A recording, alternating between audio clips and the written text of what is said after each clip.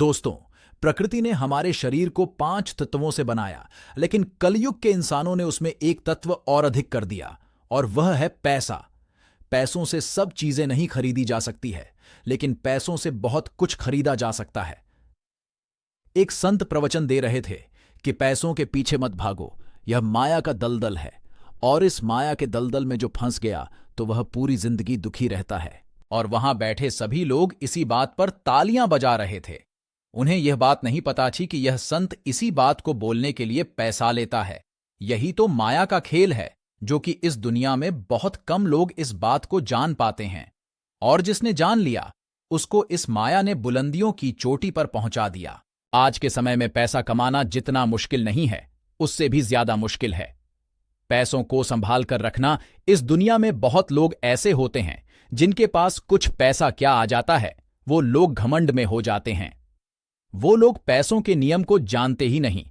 आपने ध्यान दिया होगा कि सरस्वती की तस्वीर हमेशा बैठी होती है और लक्ष्मी की तस्वीर सीधी रहती। सरस्वती यह कहती है कि मैं जल्दी आऊंगी नहीं, और यदि मैं आ गई तो मैं वापस जाऊंगी नहीं, क्योंकि ज्ञान इतनी आसानी से अर्जित नहीं किया जा सकता। और यदि हमने एक बार किसी ज्ञान को अर्जित कर लिया तो वह ज्ञान हमसे कोई छीन नहीं सकता। लेकिन लक्ष्मी का यह नियम होता है कि वह जल्दी आ भी जाती है तो जल्दी चली भी जाती है। यदि किसी इंसान को सही तरीके से रखना ना ही आया तो बहुत जल्दी उस घर से निकल जाती है। आज की इस कहानी के अंदर मैं आप लोगों को 6 ऐसे खर्च बताऊंगा जिसे आपको आज और अभी से ही बंद कर देना चाहिए, तो ही आप पैसों के सही नियम को समझ पाएंगे। आप कितना कमाते हैं यह जरूरी नहीं है।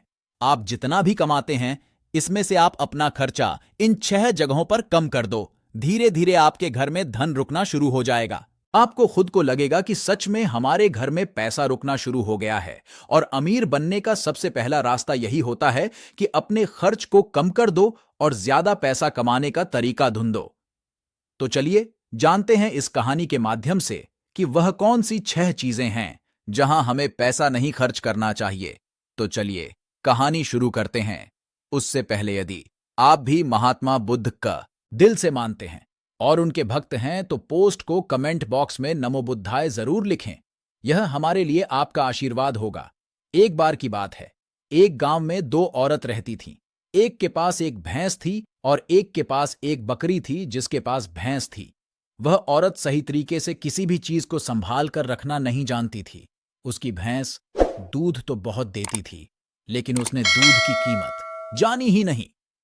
और वह दूध घर की बिल्ली को पीला देती थी, उस दूध को ऐसे ही खर्च कर देती थी। दूध को सही तरीके से उपयोग में कैसे लिया जाता है वह औरत जानती ही नहीं थी। और जिसके पास बकरी थी वह दूध की कीमत जानती थी, औरध के एक एक बूंद को बचाकर रखती थी और उससे दही जमाकर घी निकाल लेती है, और धीरे धीरे वह बहुत सारा घी इकट्ठा कर लेती है। अब जिसके पास भैंस थी उसने दूध की अहमियत कभी जानी ही नहीं थी। उसने कभी भी दूध से घी निकालने के बारे में सोच ही नहीं थी। फिर एक दिन उसके घर में कुछ मेहमान आ जाते हैं, और मेहमानों को तो रूखी रोटी नहीं खिलाया जा सकता। यह तो आप हम सभी जानते हैं। तो इसीलिए वह औरत उस औरत के पास जाती है जिसके पास बकरी थी। उस औरत के पास से एक पांव घी ले आती है। वह औरत यह कहकर घी लाती है कि मैं जल्द ही अपनी भैंस का दूध निकालकर घी निकालूं तो मैं तुम्हें तुम्हारा घी वापस कर दूंगी। और बकरी रखने वाली औरत उसको उधार के तौर पर घी दे देती है, और फिर वह औरत अपने मेहमानों को खाना खिला देती है। उसके बाद बहुत दिन निकल जाते हैं, लेकिन वह भैंस रखने वाली औरत उसको घी वापस नहीं करती। ये एक दिन फिर बकरी रखने वाली औरत भैंस रखने वाली औरत के पास जाती है और कहती है, वे तुम्हें एक बार घी दी थी तो मैं वह घी वापस लेने आई। उसके बाद बहुत दिन निकल जाते हैं, लेकिन वह भैंस रखने वाली औरत उसको घी वापस नहीं करती। ये एक दिन फिर बकरी रखने वाली औरत भैंस रखने वाली औरत के पास जाती है और कहती है कि मैं तुम्हें एक बार घी दी थी तो मैं वह घी वापस लेने आई हूं। यह सुनकर वह औरत कहती है, कौन सा घी? तू भला मुझे घी कैसे दे सकती है? मेरे पास तो भैंस है, और तेरे पास तो बकरी है, और मैं भला तुझसे भी उधार क्यों मांगूंगी? मेरे पास तो इतनी अच्छी भैंस है और उसका तो बहुत ज्यादा दूध होता है। मैं तो खुद उससे घी निकाल लूंगी, मैं भला तुझसे घी क्यों उधर लूंगी? यह कहकर वो देने से मना कर देती है। और फिर बकरी रखने वाली औरत वापस आ जाती है, क्योंकि उसको यह पता था कि कोई भी अब मेरी बात पर विश्वास नहीं करेगा, क्योंकि उसके पास तो भैंस है। लेकिन फिर भी उसने कई लोगों से बोली, पर इस बात को कोई मानने को तैयार ही नहीं था। सबका जवाब एक सा था कि भला भैंस रखने वाला इंसान बकरी रखने वाले से घी उधार क्यों लेगा। यह बात कोई भी मानने को तैयार नहीं था। उसी गांव के बाहर एक गुरु रहते थे और फिर वह बकरी रखने वाली औरत उस गुरु के पास जाती है और उन्हें अपनी सारी समस्याएं बताती है।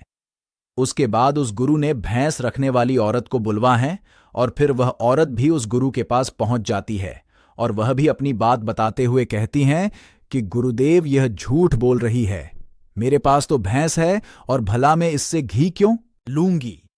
अब उस गुरु को इसका फैसला करना था कि क्या सच में भैंस रखने वाली औरत बकरी रखने वाली औरत से घी उधार ली है या नहीं, क्योंकि बकरी का दूध तो बहुत कम होता है और भैंस का तो बहुत ज्यादा होता है। तो क्या जरूरत हो गई कि एक भैंस वाली को बकरी वाली से घी उधार लेना हुआ। अब गुरु बहुत देर सोचते हैं और उसके बाद दोनों औरतों को अपने पास बुलाकर एक एक लोटा पानी देते हुए कहते हैं कि यह पानी लेकर जाओ और दोनों ही अच्छे से हाथ पैर धोकर आओ। अब एक लोटा पानी देखकर भैंस रखने वाली औरत कहती है कि गुरुदेव, सिर्फ एक लोटा पानी से हाथ पैर कैसे धो पाऊंगी। लेकिन बकरी रखने वाली औरत उस लोटे को लकर चली जाती है और वह अच्छे से आपने हाथ पैर धोती और उसके बाद भी वह लोटे के अंदर कुछ पानी बचा भी लाती और वापस गुरु के पास आ जाती है। लेकिन वह भैंस रखने वाली औरत लोटा लेकर जाती है और उसने तो सिर्फ अपना हाथ धोया और उस लोटे को खाली करके वापस ले आती है। जैसे ही वापस लाकर दोनों लोटा रखा जाता है, तभी वह गुरु कहते हैं कि भैंस रखने वाली औरत ने बकरी रखने वाली औरत से घी ली थी और उसे घी वापस करना चाहिए। अब जो गांव के लोग पास में बैठे थे, उन्होंने कहा, गुरुदेव, इससे कैसे साबित हो सकता है कि भैंस रखने वाली औरत ने बकरी रखने वाली औरत से घी उधार ली है।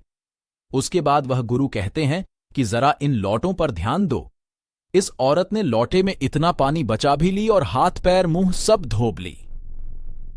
यह होती है किसी भी चीज की अहमियत को समझना। दूसरी औरत ने सिर्फ मुंह धुल कर ही लौटे का सारा पानी खत्म कर दी, क्योंकि उसको इस पानी की कीमत नहीं पता थी। और जिस चीज की हमको कोई कदर नहीं होती, वो भले ही हमारे पास कितने भी हो, वह नष्ट हो ही जाती है, वह खत्म हो ही जाती है। और यदि हमारे पास कोई भी चीज कम है और यदि हम उसको सही तरीके से इस्तेमाल में लेते हैं और उसकी कीमत को जानते हैं, तो जरूर उससे हम फायदा ले सकते हैं।